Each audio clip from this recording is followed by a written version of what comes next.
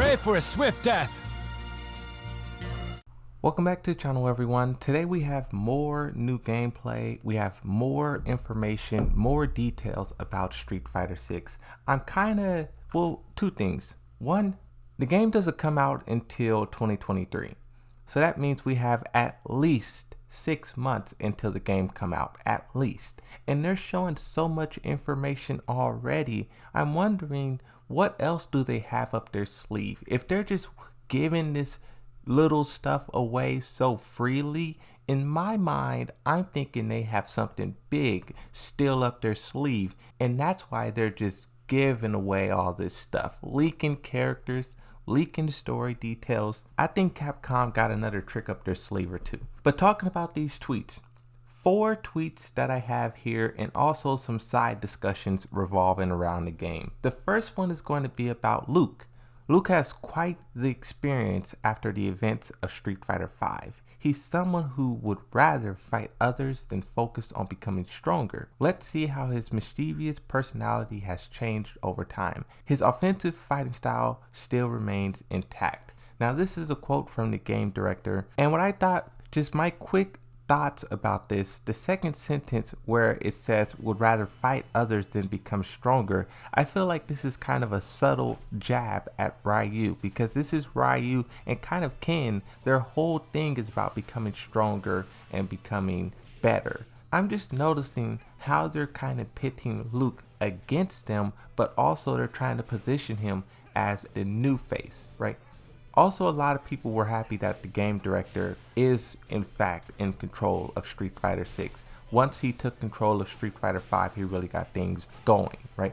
In this next tweet, we get a little bit more information. This one is focusing on Ryu. It says, although Street Fighter 6 occurs after the Street Fighter 3 series, Ryu still feels he's not there yet.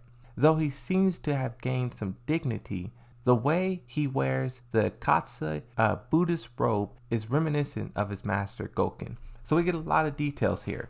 They confirmed that Street Fighter 6 will be taking place after Street Fighter 3. So no more going back and filling in the gaps. This one will be covering fresh territory. It will be paving fresh gravel, and we can see the story move forward. In my breakdown of the first trailer, I was noticing that they had smartphones, radios, and also Walkman, and that's 3 different eras of technology, and I'm wondering if we'll see some sort of time skip, or if in the Street Fighter universe all these things sort of just exist at once. But quickly talking about Ryu's outfit, that robe that he's wearing is reminiscent of his master. A lot of people thought that was Oru's robe. A lot of people thought that he took that. That still could be the case. He possibly still could have taken it from him, but they're saying the reason he's wearing it is because it's reminiscent of his master. And I think this is kind of showing that Ryu is like in the later stages of his life. It's kind of different with the language we're getting here. It says not there yet in quotes, but at the same time, he's starting to dress and wear the same garbs as his master. So you can see that he's aging, he's definitely getting old, but he still is trying to become stronger. Now, the reason why I'm making this video, we have 2 more tweets that I want to talk about. The first one showcasing some of the things Ryu can do. I'll go ahead and play that video for you guys.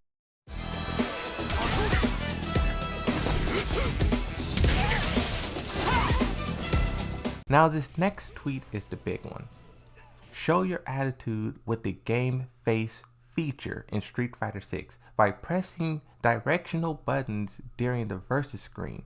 Scowl at your opponent, act all smug, or confuse them with a mixture of rapid emotions. Now, this is kind of what I mean when I say they're giving away a lot of details very, very soon. They have a video here, and in this video, I kind of want to just do a breakdown of everything that we have here. So starting off, so you can't really see the character select screen. They don't show that, but I'm guessing right here where they're standing, it would be characters down at the bottom, right? You click Luke, you click Ryu, and then the characters disappear, and then this gate lifts up, and then the characters walk to the back. That is so cool. I love how these character select screens are getting better and better and better. And in my opinion, Mortal Kombat is stepping it up. Street Fighter 6 is stepping it up. Tekken 8 is going to have to do something to their character select screen to make it look cool. Now, it loads pretty much instantly. And then right here, you can see Damned. Right here, you can see the character that everyone is saying Hugo. I still don't believe that is Hugo. It just doesn't. Look how tall he is in comparison to them. I think this is just someone who may look like him. Because Hugo is a famous wrestler in this world. So maybe this guy is just, cosplaying as Hugo in Street Fighter 6. Ain't that crazy? But let's continue. Now, we actually saw a snippet of this in the trailer, and a lot of people, myself included, thought this was hinting at tag team mode. You have both characters walking out side by side, and this is kind of confusing when you're just watching from a trailer because you think they're on teams, but they're actually not. When he points at the screen, you can quickly see some info pop up. Player 1, height 6'1", weight, okay, so it gives the height and weight of the character. Likes traveling, PC games, wacky t-shirts, hates horror games. So it gives a brief summary of everything that your character does. This information was also on the website. Now it flips to Ryu's side, and you could kind of see more of the stage. You can see the neon lights up there, neon lights up there. Ryu's walking, and then in the bottom right, martial arts, hates spiders. And then both fighters kind of stop and they do their little pose, and then boom. Right here, it makes a little bit more sense. And look how close the stage is. That's one thing about Street Fighter stages. Usually, they only built out one side. Like how you can see here, Jesus Christ, just pay attention to the background. That is crazy. You can actually see a sign right there. I can't tell what that sign says, but these stages are going to look crazy. And then you see it flashes white. First off, Street Fighter, they have to stop using this white beaming light. When I'm trying to play Street Fighter at nighttime or something and you got all this white lights flashing, it blinds you. They need to put black here. But besides the point, you have the V and the S slammed together. Boom. Slammed together, there's sparks, and you have both fighters. Now, here you can see advantage C, advantage C. So I guess this kind of gives you a quick breakdown of the character matchup. How well your character do against the other character. And here it's saying both of them are C. Here it's saying they're both even. The city that they're fighting, or the stage they're fighting in, is Metro Downtown. So he kind of growls. Growls. Ryu lifts his chin. Look at that chin, that jaw structure. Real Chad vibes here. They both switch faces. Now Ryu kind of lifts the eyebrows. Ken kind of tilts his head back. He's trying to show that jaw structure, but he got a weak chin. He ain't like Ryu. And then it fades to black. And then it shows a brief character intro of both characters. And it switches to Ryu. And then that's all we see. That's all we get in this little teaser. But it is a lot of information. We now see that it's not that verses hanging over their head isn't hinting at a tag feature. We see the character select menu. We don't see the character select. We don't see all the characters and the HUD and everything, but we see enough to sort of piece it together in our minds.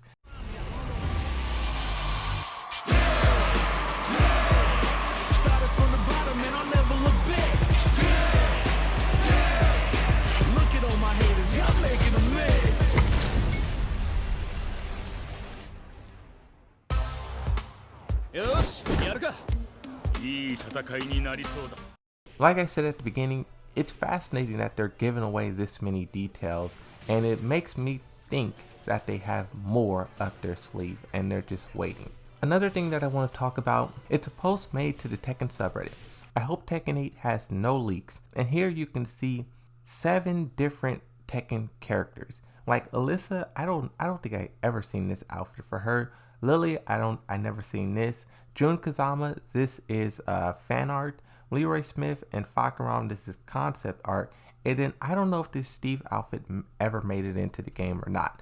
But in the comment section, under the God damn it, I love that Lily outfit. Under that, you can see it say, I really wish the game had skins. We'll have to see if Street Fighter 6 if Tekken 8, if they have actual skins. I know Multiverses is playing around with skins and they're playing around with the battle pass, but you have to wonder if these games will go full force into skins. And I did a video already about this, so I won't go too much into it, but if we get skins, mods probably will go.